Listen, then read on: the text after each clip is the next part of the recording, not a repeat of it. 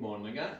So, today, what I'm going to talk about while I make lunch. So I've brought up the idea of taking responsibility for things in your life like a few times, well, in the last two videos. And I sort of just want to elaborate a little bit on that because it's not that obvious, probably, what, exactly what I mean by taking responsibility. So there's a difference between assuming responsibility for how your life is and your choices and whatever, and like feeling like you have to take the blame for everything that's happened in your life. So obviously, one thing can lead to positive things in your life where you actually realize that you can do some things and change the outcome, or at least make a start in making your life better. And the other thing would just be, if you're taking the blame, then you'll just talk yourself basically into hell, where you just want to go and sit under a duvet and ignore the world for the rest of your life. So the way I, as just a normal person, I went, as I said, I came out of university and stuff like that, and you sort of just get on the road, on the track of just like doing the normal thing and, getting your job and going along, and, the weekends are your time off and you just do what you want and, you drink and whatever. And what, you go on the normal path of whatever that is. For me, it was, getting married and stuff and having kids, and all that's great. That was definitely, looking back, that's like the most positive change in my life has been getting married or finding the right person, getting married and having kids. That's just, what I needed. But yeah, I got to a point in my life where I just wasn't on the right path, shall we say. I wasn't as happy as I could be, and I certainly wasn't being as good as I could be to, like, the people in my life, my wife, my kids. And there's the whole the Jordan Peterson thing of tidy your room and all stuff like that, but I sort of started to figure this out, like, I don't know, by myself, but and slightly before all that came through, it was just, it had a lot to do with my diet and trying to be healthy, taking a look at myself and trying to figure out, is this where I want to be? Is this what I want to do? And I was sort of lucky that a lot of things sort of came together at the same time. So I think this was about around, like, I don't know. I mean, as I mentioned the other day, like, I got into this like bulletproof thing, and that was the first time I actually thought, oh, you can do something that's not quite conventional and make a positive change. And even though everyone that I spoke to about what it was, like the bulletproof diet, which is like the most radical thing, is you're drinking coffee for breakfast with a load of butter and coconut oil in it, and like everyone's going, oh, you're going to die and whatever. And so I was doing that, and it, you start to feel, when I started to feel physically better with myself, like I had more energy, and I sort of just had more time to think about, what's going on in my life, what can I do, what should I be doing? And so, that whole like bulletproof exec thing, like, he's all really into optimal living and just being, that's where the bulletproof comes from, like, you just like things come along, then you're bulletproof against them.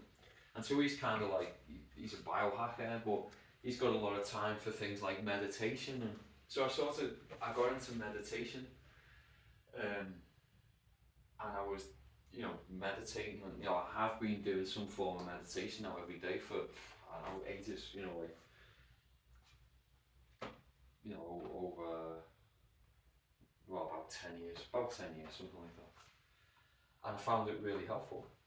But as I was going along, like, other things started to change in my life. So I was sort of, on one side I was meditating and sort of being able to still, some of the inner voices and, the inner critiques and stuff. But then I just find myself, using, like, say, alcohol as, medicine, trying to, run away from, like, the stress of life, or, things that I couldn't control. And so I'd be very much, thinking back, I was medicating myself, because of just being too stressed and, like, feeling that everything was just too out of control for me to handle. And so, like, the biggest change that actually did come to me, and I'm not saying that this is for everyone, but it's just something that helped me, is I decided I stumbled across a book by Jack Canfield and some other guy, and it was about, like, not drinking, like giving up drinking for a month. And I thought, that sounds like a good idea, do it for a month, because at the time it was a weight loss thing, because I was basically convinced that, what was basically stalling my progress was, drinking at the weekend. But it wasn't just that, it was also a case of, like, at least when I drink, I tend to make bad dietary decisions. So, it's just like, I'm drinking, and then, like, it's like, oh, I feel like, eating a pizza or whatever, even though I'd already eaten maybe for me too or something. Or not only that, like, when the next day, when I'm feeling hungover, then that's when I don't particularly feel like eating a salad. I want something a bit more hearty, or I'll be like, when I get hangovers, I feel quite down, and so a lot of it's just like, let's just, why don't we go out for lunch, and why don't we, cheer ourselves up and stuff like that. And so I was convinced that if I stopped doing that, at least for a month, then maybe I'd see some, positive health benefits. Well, in fact, I wasn't even bothered about health benefits. I just wanted to get thinner. I just didn't want to be as fat. So I did it for a month. But what I noticed, like, straight away, well, let me get it straight. I started it with the intention of it lasting a month. So the thing that I noticed almost straight away is, because, like, although, I mean, I didn't consider myself a big drinker, but, well, at the weekend I was, but during the week maybe I'd just have, like, like a can of beer or something, just before bed, or, well, not immediately, but, just like in the evening or whatever, or like a glass of wine or something. And I noticed that as soon as I stopped doing that, how much better I slept, but, like, just orders of magnitude better. It was like kind of, wow, I haven't slept like that since I was a kid type of thing. And that's the kind of thing now that when people, like, say to me, why don't you drink? It's like, oh, can you remember what it's like to sleep when you don't have anything to drink? And a lot of people, especially like in Spain, where it's kind of like, people don't drink a lot. Like, people don't tend to binge drink, but people will, like, have a glass of wine or something, every day or whatever. And so when I say, sleep is just amazing, people like that. But anyway, so I started that with the intention of just it lasting a month, but I just kept it up. I just felt so much better that I couldn't believe it. And it felt like, it felt like a superpower suddenly, because I just, I just had so much more time, because, I just used alcohol as a crutch, basically. So when we had to do so, with having 3 little kids at the time, a lot of the social interactions were with parents from school and things like that. And although they're all very nice people and stuff, but they're not exactly the type of people that I choose to be my friends. And so, just when we had to hang around and stuff, it was all very convenient to just have a beer and just be able to have something to do while everyone else is talking. I was like, so that was quite convenient, and I think that's the whole point of, that's the largest part of drinking for a lot of people is the social aspect. But not just that it makes you be more social. It's just something that you can do while everyone else is being sociable. If you're not particularly sociable, which I'm not. So, we go to gatherings and stuff, and I'd drink quite a lot because I'd feel really awkward, and everyone else was drinking. I also, what I used to find is when I a lot of the fellas would all be very conscious being there with their wives, and when they saw that I was drinking some beers, they were like, oh look, this guy's drinking beer, so I will as well, and so it'd all get a bit, it'd be quite fun, but can get a bit out of hand as well. Anyway, so I stopped doing the drinking, and I noticed that although it was kind of felt awkward, like that, I was using alcohol to just not, take responsibility for certain situations and do something about them.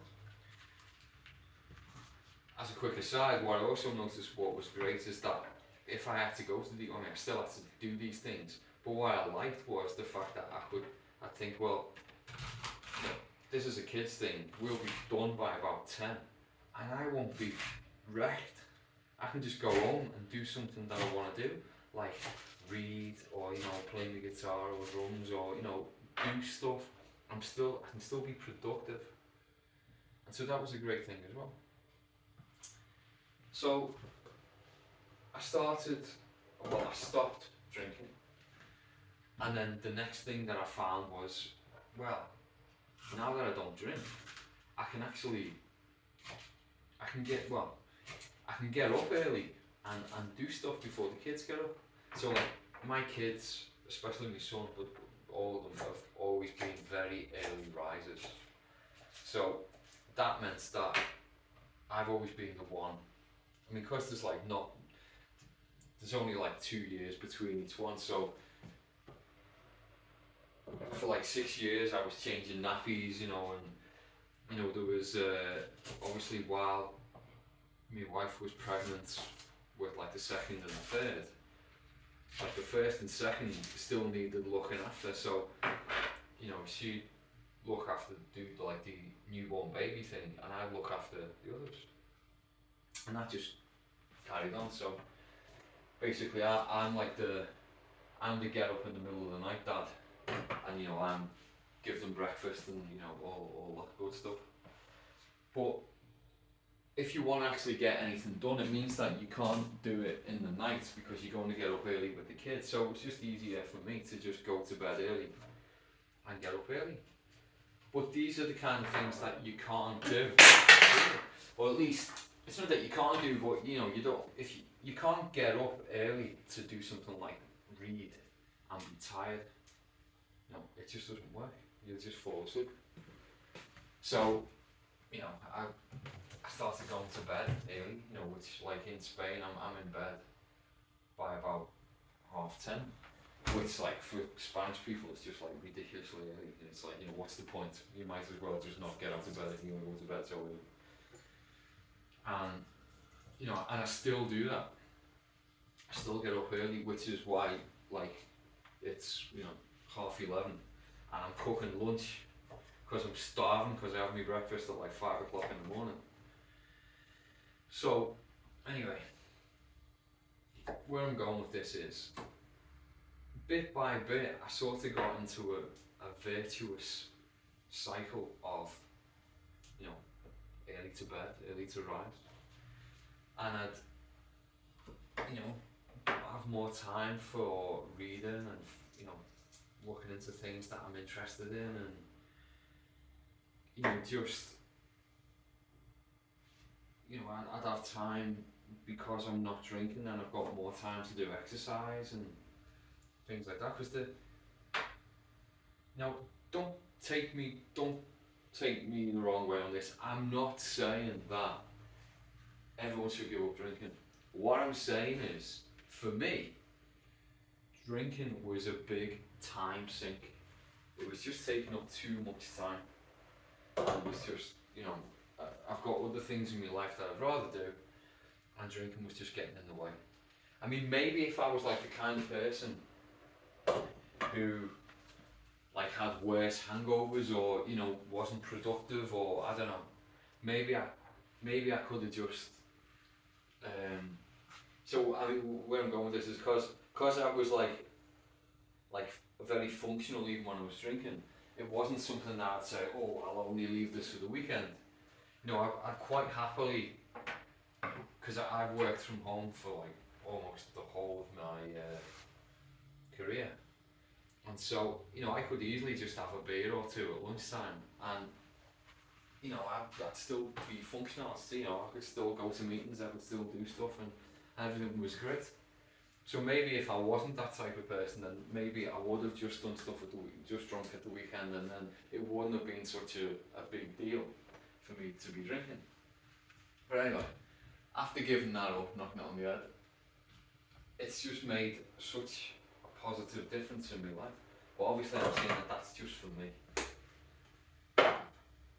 So I did this in, I don't know, like 2017 or something like that. So it's like going on for 7 years now that I've been drinking, and it's just, it actually seems quite strange to me to like think about, you know, talk about it, because there was a time in my life where I was like, you know, really, you know, I identified me drinking was like, you know, it was part of my identity. It was just something, oh, you know, Fran, he drinks, or like, when we have people over now, like my wife's friends, and like they laugh, they just say, God, the amount of beer that you used to drink. And I'm like, yeah.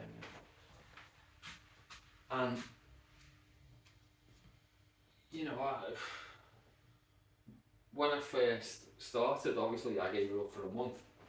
So like, you're counting the days in the beginning, and then, you know, then it's the months and stuff, and then after like, I don't know, a year or something, it was just like, it just wasn't important how long I've been doing it. And now, like, I just had to think, it's like nearly 7 years, or, you know, whatever, 2017, yeah, something like that.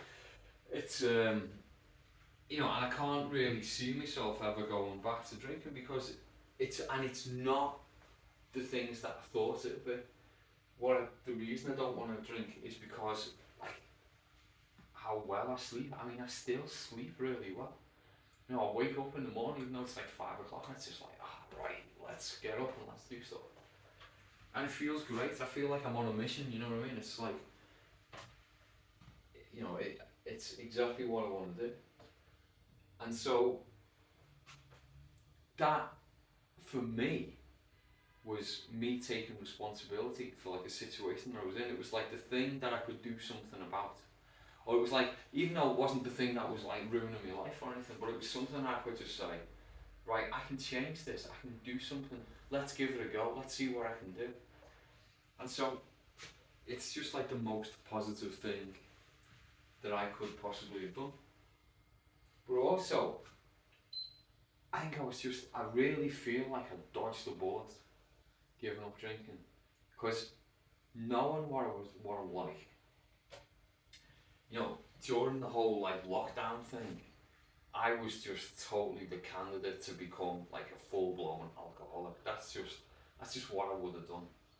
You know, because another thing that I find is, now that you know, I'm going off that topic again. Now that, you know, I don't drink and I'm, you know, taking stuff seriously in my life, I find myself more like being a bit more proactive. So if I'm worried about something, I'll take steps to do something positive rather than like, oh god, I'm worried about this. I feel a little bit better now, you know. And I think a lot of us do that. You know, there's like, it is escapism, but I think, I don't know, there's the culture around it. It's like we're encouraged to sort of wallow in our misery and, you know, just escape reality.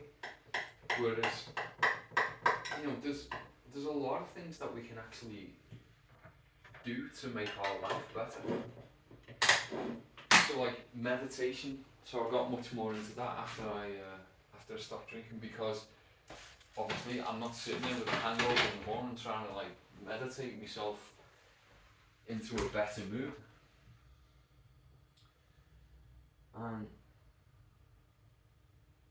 you know, so once I'd done that, I found myself in a situation where I was like kind of, you know, seeing the things in my life that I needed to change. And like I realised the reason I was drinking was because I wasn't happy. You know, I just wasn't. And so, you know, what did you do to fix that? Well, you know, I didn't really know why I wasn't, because like I was happy with my wife and I was happy with my kids, and you know, I've got a job and you know, I've got money and stuff that I can, you know, I could provide for my family. So all this is good.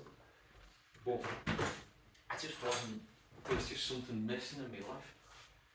And so I needed to, you know, go through the process of, you know, figuring out what was going on. And so a lot of it was like,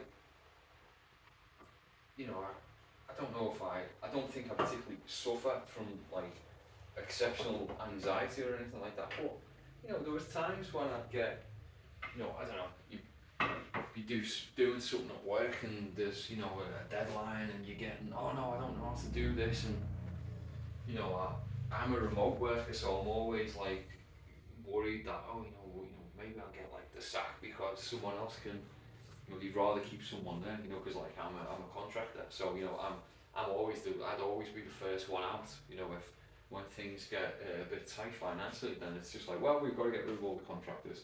So I'm always like worried, well not worried, but you know, I'm concerned that I need to be seen to be, you know, positive for any company that I'm working at. So you know, when things would come along and you know, I couldn't do, and you know, I had a strict deadline, and it's like, oh no, what am I going to do? I had to deal with things like that. So one of the things that I also just stumbled across was like tapping, which is like an EFT, an emotional freedom technique. And you know that, although I still do it occasionally, but I don't do it very often because I'm sort of like a lot more regulated. I think, you know, I feel like a lot more not in control, but I know what my feelings mean more now. But there was a time when, especially when I was doing a lot of traveling, and so I'd be like in a, you know, kind of a high stress situation in a room with a client or something, and we'd like banging out some code or something, and you know, we'd finish the day after like a 12-hour day, and I'd have to go back to my hotel room, and I'd just be like, oh, I've got to do all this again tomorrow, and you know, there's the client's aggressive or whatever. And I found that like doing some tapping helped me just, not like it doesn't make the feelings go away, but well, I mean, apparently it can do, but you reduce the intensity of it to a point where like you've totally taken the edge off, and you can just think, alright, you know, I can see this for what it is. My emotional response to it isn't the same as the actual situation. So, you know, you're not like, what tends to happen, I don't know if this happens to any of you guys will, when you get like say a dream, and like in the dream you're just repeating this stressful situation, or it's not even, it doesn't even have to be like a coherent situation, that makes any sense, but you sort of get into this like loop of like, a bad situation, and you can feel it, your heart sinking continuously when you're asleep, and then before you wake up at some point, it's sort of like the dream changes a little bit, and then it doesn't have the same power over you, and you just like, you wake up in the morning, you think, why was I even stressed about that? It didn't even make sense. But when you live in it, you just right in it. It's got hold of you, and that's kind of what tapping can do. It can it separates you just a little bit. Gives you a little bit of distance between the feeling and how you interpret the situation, so that you realise that just because you're completely stressed about something doesn't mean that it is a completely stressful situation. It's not. It's not like a fight or flight situation, really. It's just you're stressed, and you'll get through it, and maybe you do need to just get your head down and sort things out, but you can get through it. And that's like that's something that meditation also taught me, is where it just gives you that little bit of space between how you feel, how you see stuff, and like where you see it and where you feel it, because like there's that little core bit at the center of it that's just looking out, that's just seeing, and it can slightly separate itself from what you're feeling, and that's like, hold on, maybe I'm not my I'm not depressed, my body's depressed, I can feel my body, it's worried, but I'm just a little bit back, and it's like, I can see this, I'm okay. I'm okay because my life's okay. I'm still there, I'm still breathing. Now I'm not saying that if I didn't, end up in a really shitty life situation, that I wouldn't get depressed. But I can see the difference between, say, a day when you wake up and your body feels anxious and you actually being anxious.